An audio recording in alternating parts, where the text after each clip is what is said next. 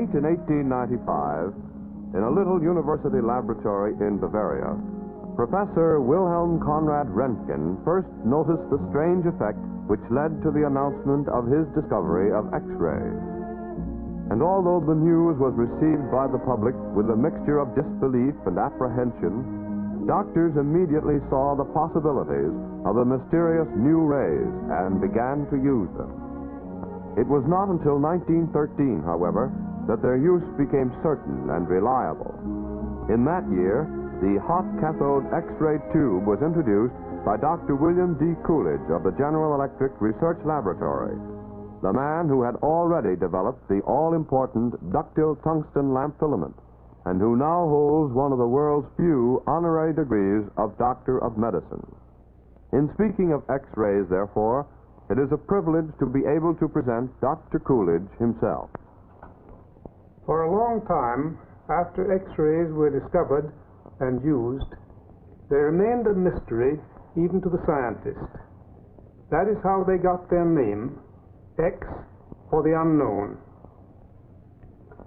Today, however, we know that X-rays are a form of radiation belonging to the same family as light, heat, and radio waves.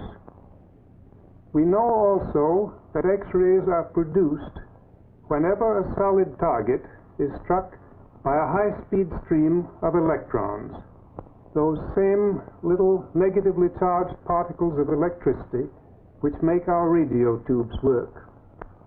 In early X-ray tubes, the electrons necessary to produce the X radiation were released by first breaking down a small amount of air or other gas in the partially evacuated tube with high voltage applied between the terminals.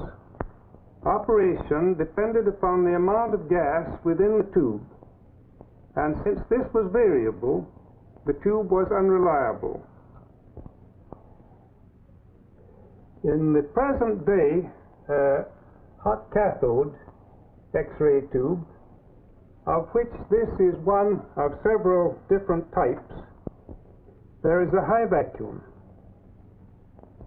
and the production of electrons depends only on the size and temperature of an incandescent tungsten filament with a cup-shaped structure surrounding it. This particular tube has two filaments, either of which may be used. The swarm of electrons, which is liberated or boiled off from the white-hot filament, is speeded up to a very high velocity by high voltage applied between the negative electrode or cathode, which carries the filament, and the positive electrode or anode, which is called the target.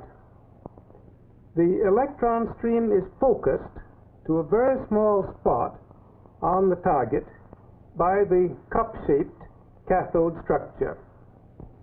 It seems that the electron stream striking the target at terrific velocity is stopped so violently that the electromagnetic radiation known as X-rays is produced.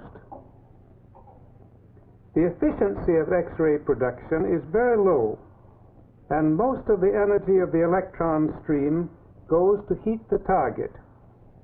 This heating effect of the electrons may be likened to the flame of a blowtorch striking a metal plate, while the light coming from the heated spot on the metal plate target corresponds to X-rays coming from the focal spot on the target of the X-ray tube. As a matter of fact, X-rays are like ordinary light, except that they are of very much shorter wavelength and are therefore invisible. Although X-rays themselves cannot be seen, their effects can fortunately be made visible. Photographic film, in general, is sensitive to X-rays, and a special type of it is used to record their presence. Recording of X-ray images on film is called radiography, and the finished films are known as radiographs. X-rays also have the power to make certain chemicals fluoresce, that is, give off visible light. A piece of special cardboard coated with one of these chemicals constitutes the so-called fluoroscopic screen. The use of such a screen to reveal an X-ray image is known as fluoroscopy. It has the advantage over radiography of enabling us to visualize internal structures in motion.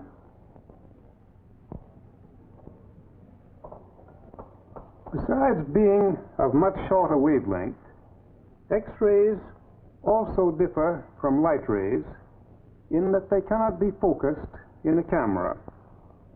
So ordinary photographic procedure cannot be employed. Instead, we use a shadow technique. If I now turn on this small spotlight and place my hand in its beam, I can cast a shadow of my hand on a white card. Now, if instead of the spotlight I use an X-ray tube, such as there is in this little portable X-ray unit, and if instead of the white card I use a film in a light-tight holder,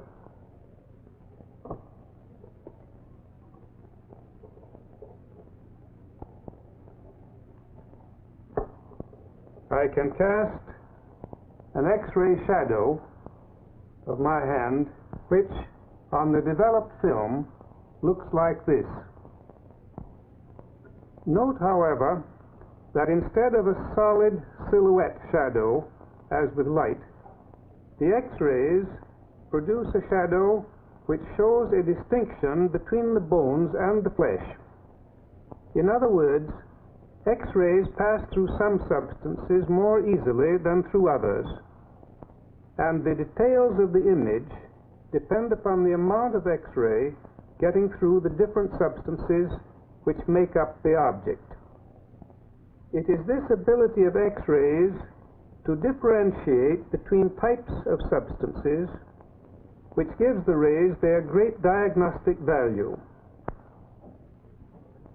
It seems both incredible and paradoxical that rays which are themselves invisible can reveal objects which are otherwise also invisible.